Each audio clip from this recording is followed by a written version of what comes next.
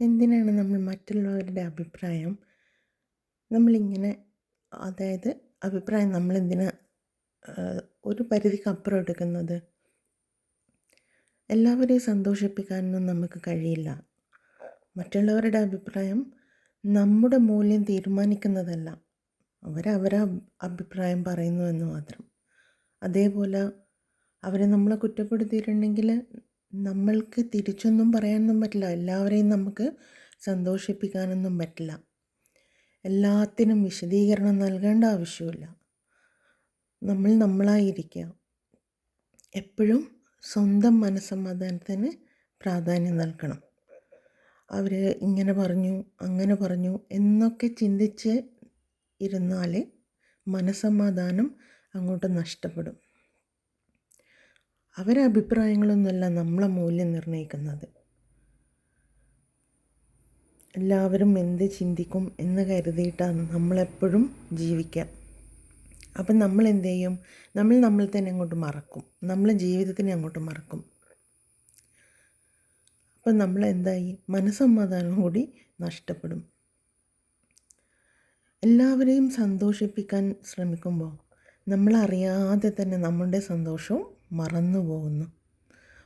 ഓർക്കണം, നമ്മുടെ ജീവിതം ജീവിക്കേണ്ടത് നമ്മൾ തന്നെയാണ്. നിങ്ങളുടെയൊക്കെ തീരുമാനങ്ങൾ അല്ലെങ്കിൽ നമ്മുടെയൊക്കെ തീരുമാനങ്ങൾ അതിൻ്റെയൊക്കെ ഫലം അനുഭവിക്കേണ്ടത് നമ്മൾ തന്നെയാണ്. അല്ലാതെ ആരും അത് ഏറ്റെടുക്കാൻ വരില്ല ഒരിക്കലും. അതുകൊണ്ട് എല്ലാവരുടെ അഭിപ്രായം കേൾക്കാം നമുക്ക്. പക്ഷേ ജീവിതത്തിൻ്റെ നിയന്ത്രണം അത് മറ്റുള്ളവരുടെ കയ്യിലേക്ക് ഒരിക്കലും കൊടുക്കാൻ പാടില്ല. അതേത് ബന്ധങ്ങളിലാണെങ്കിലും.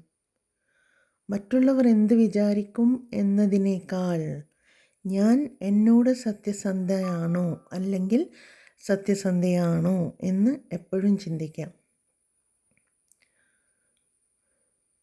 അതുകൊണ്ട് എല്ലാവരുടെ അഭിപ്രായങ്ങളും നമ്മൾക്ക് കേൾക്കാം. അത് കേൾക്കാതിരിക്കണ്ട, അത് നമ്മൾക്ക് കേട്ടിരിക്കാം. പക്ഷേ നമ്മുടെ ജീവിതത്തിൻ്റെ നിയന്ത്രണം മറ്റുള്ളവരുടെ കൈകളിലേക്ക് കൊടുക്കരുത്. അതാണ് ഏറ്റവും പ്രധാനം. നമ്മൾക്ക് നമ്മളുടേതായൊരു തീരുമാനം വേണം. അത് മറ്റുള്ളവർ പറഞ്ഞിട്ടായിരിക്കരുത് നമ്മുടെ ജീവിതം തീരുമാനിക്കുന്നത്. മറ്റുള്ളവർ എന്ത് വിചാരിക്കും എന്നതിനേക്കാൾ നമ്മളെ തന്നെ ചിന്തിച്ച് നമ്മളെ കാര്യങ്ങൾ നമ്മൾ തന്നെ തീരുമാനിക്കുക.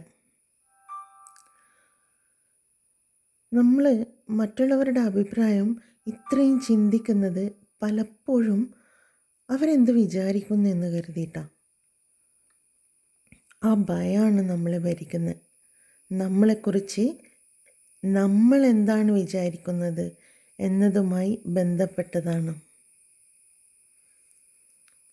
അത് അങ്ങനെയാണ് നമ്മളപ്പോൾ മറ്റുള്ളവർ നമ്മളെപ്പറ്റി എന്ത് കരുതും എന്ത് വിചാരിക്കും എന്നുള്ള ഭയത്തേക്കാൾ നമ്മളെക്കുറിച്ച് നമ്മൾ എന്താണ് വിചാരിക്കുന്നത് എന്നതുമായിട്ട് ബന്ധപ്പെട്ടതാണ്. എല്ലാവരെയും സന്തോഷിപ്പിക്കണം എന്ന തോന്നൽ അത് വേണ്ട. വിമർശനം കേൾക്കാനുള്ള പേടി അതും വേണ്ട. അവർ പറഞ്ഞോട്ടെ, ഞാൻ ഒരു കാതിലെ അടുത്ത കാതിലൂടെ ഞാൻ അങ്ങോട്ട് വിടും. അത് പഠിക്കുക. എല്ലാവരെയും ഒന്നും എനിക്ക് സന്തോഷിപ്പിക്കാൻ പറ്റില്ല എന്ന് ചിന്തിക്കുക. സ്വന്തം തീരുമാനങ്ങളിൽ വിശ്വാസക്കുറവ് ഒരിക്കലും ഉണ്ടാവാൻ പാടില്ല. ഇതൊക്കെ നമ്മൾ മനസ്സിനെ അങ്ങോട്ട് പഠിപ്പിച്ചാൽ ഒരുപാട് ആശ്വാസമായിരിക്കും. പിന്നെ മറ്റുള്ളവരുമായിട്ട് നമ്മളെ താരതമ്യം ചെയ്യാൻ അനുവദിക്കരുത്. നമ്മൾ തന്നെ അനുവദിക്കരുത്. നമ്മളായിട്ട്.